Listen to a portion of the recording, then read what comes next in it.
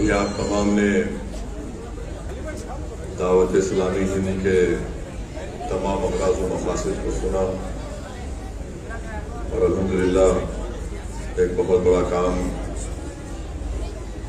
حیدرآباد میں اور وطن عزیز کے مختلف ریاست میں شہروں میں انجام دیا جا رہا ہے۔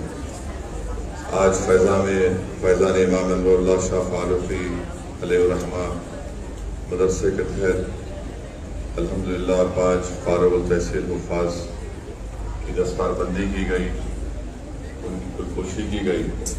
میں ان کو مبارکباد دیتا ہوں۔ میں صرف 2-3 منٹ میں اپنی بات کو مکمل کر کے یہاں سے چلے جاؤں گا۔ میں سب سے پہلے تو مبارکباد دیتا ہوں، اور آج آپ کے اس مرکز کو آنے کا موقع ملا الحمدللہ۔ بڑا ہی بہترین مسجد اور یہ مرکز آپ نے تعمیر کیا۔ اللہ سبحانہ و تعالیٰ اس میں اور برکت دے۔ اللہ سبحانہ و تعالیٰ آپ کے نیک اغراض و مقاصد میں کامیابی دے۔ مجھے یہاں پر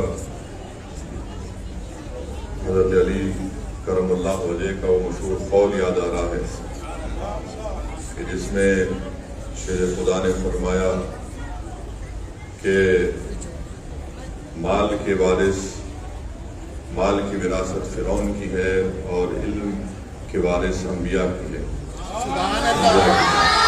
تو علم، دولت کے خرچ کرنے سے دولت ختم ہو جاتی ہے اور علم کے بانٹنے سے علم بڑھتا ہے۔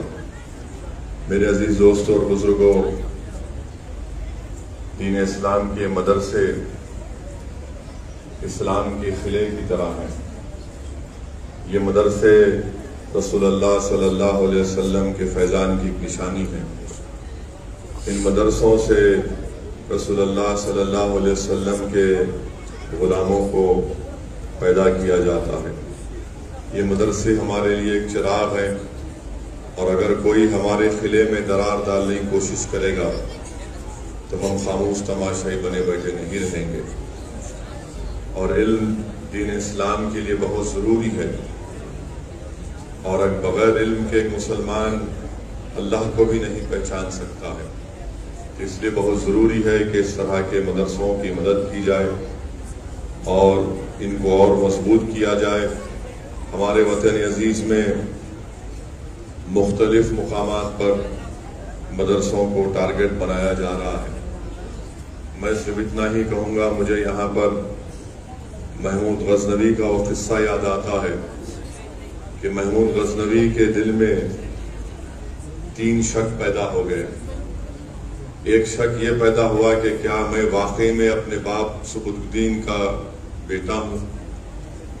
دوسرا، محمود غزنوی کے دل میں دوسرا شک یہ پیدا ہوا کہ کیا واقعی میں علماء انبیاء کے وارث ہیں۔ تیسرا، اس کے دل میں شک پیدا ہوا کہ کیا واقعی میں قیامت ہوگی۔ تو لکھنے والے نے لکھا کہ محمود غزنوی ایک دن رات میں کسی ایک مقام سے گزر رہا تھا۔ ایک غیر مسلم کی دکان تھی، اس میں چراغ جل رہا تھا، اور اس چراغ کے روشن دان سے جو روشنی آتی تھی ایک آگ کی طرح ایک روشنی آتی تھی۔ تو محمود غزنوی نے دیکھا کہ ایک معصوم بچہ بیٹھ کر اپنا سبق پڑھ رہا ہے، اور جب اس کو سبق یاد نہیں آتا تو وہ چراغ کی روشنی کو حاصل کرنے کے لیے چراغ دان کے قریب آتا اور اس کو دیکھتا اور پھر یاد کرتا۔ تو محمود غزنوی نے اس بچے سے پوچھا کہ تم کون ہو؟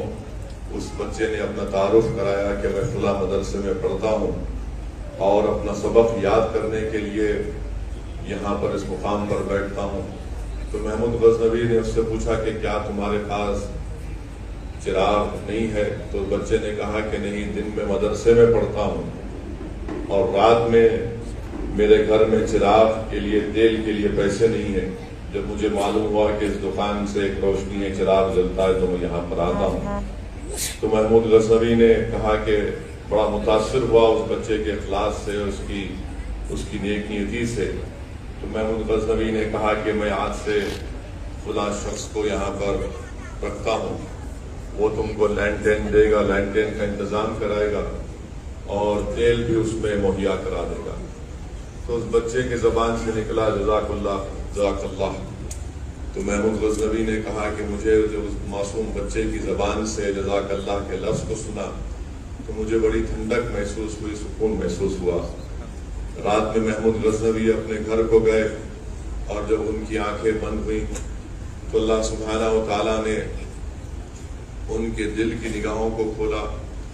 رات میں محمود غزنوی کو محمد مصطفیٰ صلی اللہ علیہ وسلم کی زیارت ہوئی اور اللہ کے رسول صلی اللہ علیہ وسلم نے فرمایا کہ محمود تم نے ہماری وارث کے لیے اس کے پڑھنے کا انتظام کیا، قیامت کے دن میں تمہاری سفارش کروں گا۔ اور بلکہ وہ لکھنے والے نے لکھا کہ اللہ کے رسول صلی اللہ علیہ وسلم نے فرمایا ان کے والد کا نام لے کر کہا ہے سعودین کے بیٹے۔ تو اس سے معلوم ہوا کہ جو مدرسوں کی مدد کرتے ہیں، جو مدرسوں میں پڑھنے والے بچوں کی مدد کرتے ہیں، اللہ سبحانہ و تعالیٰ ان کی مدد کرتا ہے۔ اس لیے میرے عزیز دوستوں اور بزرگوں، ان مدرسوں کو آباد رکھنا ہم تمام مسلمانوں کے لیے بہت ضروری ہے۔ یہ اسلام کا خلا ہے، یہ چراغ انشاءاللہ تعالیٰ صبح قیامت تک روشن اور آباد رہیں گے۔ اسی لیے مشکات شریف کی حدیث میں اللہ کے رسول صلی اللہ علیہ وسلم نے فرمایا کہ ایسے لوگ بھی ہوں گے جو بغیر حساب اور کتاب کے، بغیر عذاب اور بغیر حساب اور کتاب کے جنت کے دروازے تک پہنچ جائیں گے۔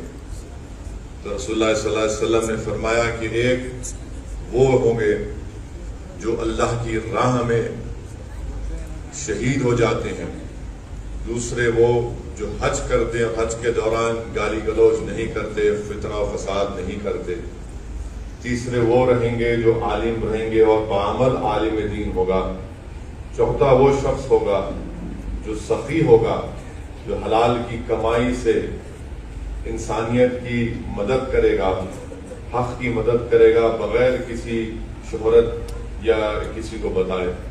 تو جب ان چار لوگوں کو جنت کے دروازے پر بغیر کسی حساب کتاب کے پہنچا دیا جائے گا تو ان چاروں میں بحث ہوگی کہ سب سے پہلے جنت میں کون جائے گا۔ اللہ سبحانہ و تعالیٰ حضرت جبریل امی کو بھیجائے گا کہ آپ جا کر اس کا فیصلہ کرو۔ حضرت جبریل اس شخص سے پوچھیں گے جو شہید تھا، اس سے پوچھیں گے کہ تو نے اللہ کی راہ میں اپنی شہادت کیوں پیش کی؟ تو وہ کہتا ہے کہ میں نے دین اسلام کی کامیابی کے لیے اور کلمہ حق کی سربلندی کے لیے میں نے اپنے خون کا خطرہ بہایا۔ پھر جبرائیل علیہ السلام ان سے پوچھیں گے کہ تم نے یہ کہاں سے سیکھا، کہاں سے سنا؟ تو وہ کہے گا کہ میں نے ایک عالم کی زبان سے سنا۔ حضرت جبرائیل اس سے پوچھیں گے جو حج پر گئے تھے، اس حاجی سے پوچھیں گے کہ تم نے یہ کہاں سے سنا تھا کہ حج کو جانے والے کے گناہ اس طرح معاف کر دیے جاتے ہیں کہ جیسا کہ اپنی ماں کی پیٹ سے بھی پیدا ہوا ہے؟ وہ حاجی کہے گا کہ میں نے ایک عالم دین کی زبان سے سنا تھا۔ پھر حضرت جبرائیل اس سخی سے پوچھیں گے کہ تم نے اللہ کی راہ میں انسانیت کے لیے یہ زکوٰۃ، صدقہ اور پیسے کیوں بانٹے؟ تو وہ کہے گا کہ میں نے ایک عالم دین کی زبان سے سنا تھا۔ تو جبرائیل امی، مشکات شریف کے حدیث کے الفاظ ہیں، جبرائیل امی کہیں گے کہ ایک عالم کا ادب ملوز رکھو، یہ عالم استاد ہوتا ہے۔ تو عالم پکار کر کہے گا کہ نہیں، میں یہ علم اس لیے حاصل کیا تھا کیونکہ اس سخی نے اپنی سخاوت کے ذریعے اس میرے مدرسے کو مجھے عالم بننے میں مدد کی۔ تو اللہ فرمائے گا کہ پہلے جنت میں جو جائے گا وہ سخی ہوگا جس نے مدرسوں کو، علماؤں کی مدد کی تھی۔ تو میرے عزیز دوستوں اور بزرگوں، علماء کرام کی زبانوں سے میں نے سنا ہے کہ اللہ سبحانہ و تعالیٰ نے رسول اللہ صلی اللہ علیہ وسلم کو دنیا سے اگر کسی چیز کو مانگنے کو کہا ہے وہ علم کی زیادتی کو، تو اس لیے ہم قرآن کی آیات پڑھتے ہیں کہ جس میں اللہ سبحانہ و تعالیٰ فرماتا ہے کہ اے میرے حبیب، آپ مجھ سے علم کی زیادتی طلب کیجئے۔ تو میرے عزیز دوستوں اور بزرگوں، قابل مبارکباد ہیں وہ لوگ، وہ بچے، وہ ماں باپ اور وہ مدرسے کے تمام ذمہ داران جو ان مدرسوں میں تعلیم حاصل کرنے والے ان ننھے اور منھے بچوں کو حافظ بنا رہے ہیں، عالم دین بنا رہے ہیں تاکہ وہ لوگ انسانیت کو سمجھا سکیں، جہالت سے ان کو نکال سکیں، فتنہ اور فساد برپا کرنے والوں سے لوگوں کو بچا سکیں۔ تو مبارکباد دیتا ہوں دعوت اسلامی کے تمام ذمہ داروں کو۔ میں معذرت چاہتا ہوں، مجھے ایک اور میٹنگ میں جانا ہے، مگر الحمدللہ یہاں پر آ کر، یہاں پر دیکھ کر آپ کی تمام تفصیلی جو کارنامے ہیں، جو آپ کی محنتیں ہیں، جس کا ایک خلاصہ یہاں پر آپ نے پیش کیا، میں صرف اللہ سے دعا کر سکتا ہوں کہ اللہ سبحانہ و تعالیٰ آپ کے اس مقصد میں آپ کو کامیابی دے۔ وآخر دعوانا الحمدللہ رب العالمین۔